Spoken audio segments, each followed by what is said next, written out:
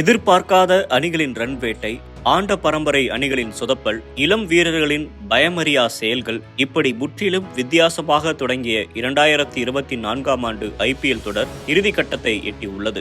வழக்கமாக இறுதி சுற்றுக்கே வரும் Mumbai Indians, Chennai Super Kings அணிகள் பிளே ஆஃப் சுற்றுகளுக்கு கூட வரவில்லை. அதற்கு மாறாக எதிர்பார்க்காத வகையில் Rajasthan Royals, Kolkata Knight Riders, Sunrisers Hyderabad முன்னேறியுள்ளன. பிளே ஆஃப் சுற்றுக்கு முன்னேறுவதற்கு பின்னால் தமிழர்களின் உதவி மிகப்பெரிய துருப்பு சீட்டாக இருந்தது என்றுதான் கூற வேண்டும்.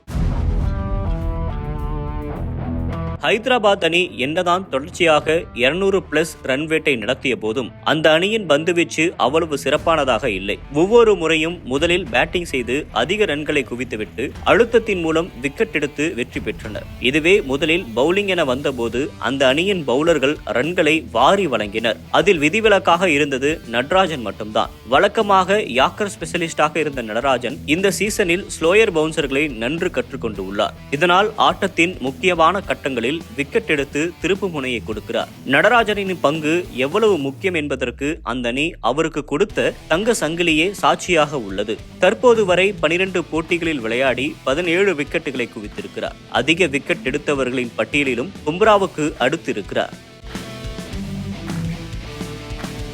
ராஜஸ்தான் அணியின் வெற்றிக்கு பின் எப்போதுமே அஸ்வினுக்கு பெரும் பங்கு உண்டு.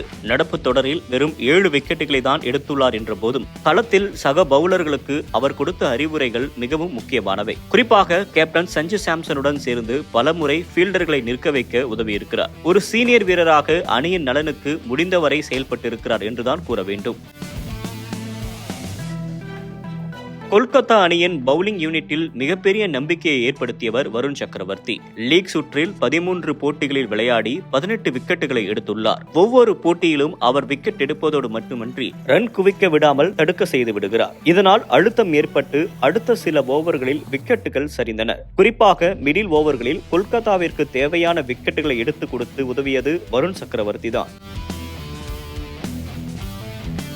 RCB அணி முதல் 8 போட்டிகளில் ஒரு வெற்றியை மட்டுமே பெற்ற நிலையில் கடைசி 6 போட்டிகளில் ஒரு தோல்வியை கூட பெறவில்லை. எனவே நெட் ரன் ரேட்டினால் மட்டுமே அந்த அணி பிளே ஆஃப் சுற்றுக்கு முன்னேற முடியும் என்ற நிலை உருவானது. அப்போது என்ட்ரி கொடுத்த தினேஷ் கார்த்திக் தான் அதனை கச்சிதமாக முடித்துக் கொடுத்தார். குறிப்பாக ஹைதராபாத் அணியுடனான போட்டியில் 35 பந்துகளில் 85 ரன்களை விளாசியதே RCB மீண்டும் நெட் ரன் ரேட் ரேஸில் நுழைய முக்கிய காரணமாக அமைந்தது. ஒவ்வொரு போட்டியிலும் கடைசி சில ஓவர்களில் முடிந்தவரை ரன் வேட்டை நடத்தினார் என்றுதான் கூற வேண்டும். இந்த 14 போட்டிகளில் மட்டும் அவர் 315 ரன்களை விளாசி உள்ளார். அதுவும் 195.65 என்ற ஸ்ட்ரைக் ரேட்டுடன் ஆடி உள்ளார். இது மட்டுமல்லாது ஸ்டம்பிற்கு பின்னால் நின்று பவுலர்களுக்கு துல்லியமான அறிவுரைகளை கூறி விக்கெட்டுகளையும் அள்ளி இருக்கிறார்.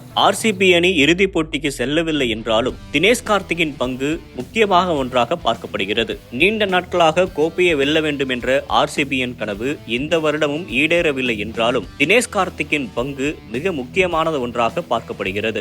இப்படி பிளே ஆஃப் சுற்றுக்கு முன்னேறிய 4 அணிகளிலும் முக்கிய துருப்புச் சீட்டாக தமிழக வீரர்களே இருந்துள்ளனர். ஆனால் சென்னையை சேர்ந்த CSK அணியில் தமிழக வீரர்களுக்கு வாய்ப்பு என்பதே கிடைப்பது கிடையாது. ஒரு தமிழக வீரர் எப்படிப்பட்ட மாற்றத்தை கொண்டு வர முடியும் என்பதற்கு இந்த முறை இந்த 4 அணிகள் பிளே ஆஃப் சுற்றுக்கு வந்திருப்பதே சான்று.